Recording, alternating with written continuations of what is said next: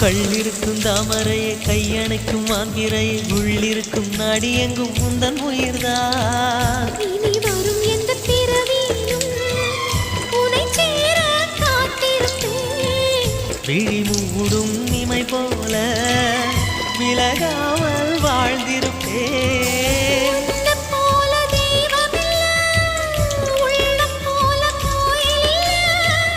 தினந்தோறும் அர்ச்சனைதான், எனக்கு வேறு வேலை இல்லை.